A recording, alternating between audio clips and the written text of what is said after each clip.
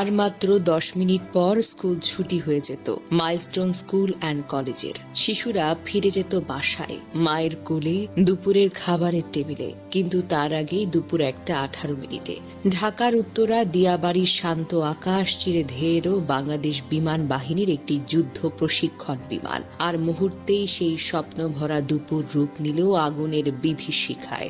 দুপুর 1:06 বিমানটি উড্ডয়ন করে, আর মাত্র 12 মিনিটেই 1:18 তা বিধ্বস্ত হয় স্কুল ভবনের মাঝে। ভবনটি যেন দুই ভাগে ভাগ হয়ে যায়। বিমানটি এক পাশ দিয়ে ঢুকে আরেক পাশ দিয়ে বেরিয়ে যায়, ফেলে যায় দগ্ধ দেহ, ভাঙা স্বপ্ন আর কান্নায় ভেজা স্কুল ড্রেস।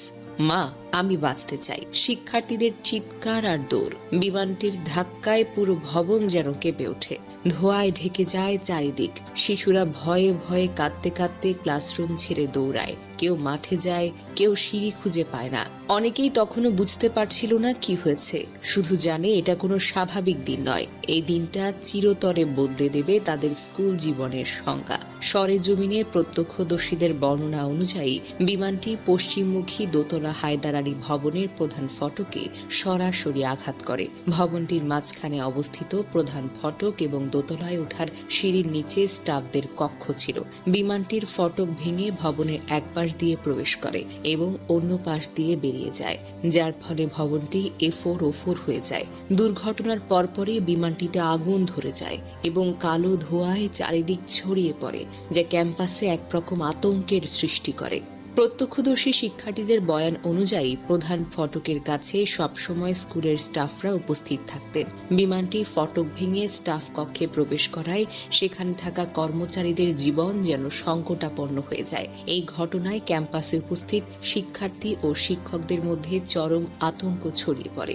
অনেকে নিরাপদ আশ্রয়ের জন্য ছোটাছুটি করতে শুরু করেন। এই দুর্ঘটনায় হতাহতের সংখ্যা নিয়ে বিভিন্ন সূত্রে বিভিন্ন রকমের তথ্য পাওয়া গেছে। ফায়ার সার্ভিস ও সিভিল ডিফেন্স অধিদপ্তরের মহাপরিচালক ব্রিগেডিয়ার জেনারেল মোহাম্মদ জাহেদ কামাল নিশ্চিত করেছেন, শেষ খবর পাওয়া পর্যন্ত 19 জন নিহত হয়েছেন। এছাড়া বিমানের পাইলট ফ্লাইট লেফটেন্যান্ট তৌকির ইসলাম সাগর বিকেল 3:45টার দিকে সম্মিলিত সামরিক হাসপাতালে মারা যান। একাদশ শ্রেণীর শিক্ষার্থী রজ্জপালী নিলয়কে তার মা নীলুফা বেগম দুর্ঘটনার পর থেকে খুঁজে পাচ্ছেন না। নিরাপত্তার কারণে কলেজের ভেতরে অভিভাবকদের প্রবেশ করতে দেওয়া হচ্ছে না।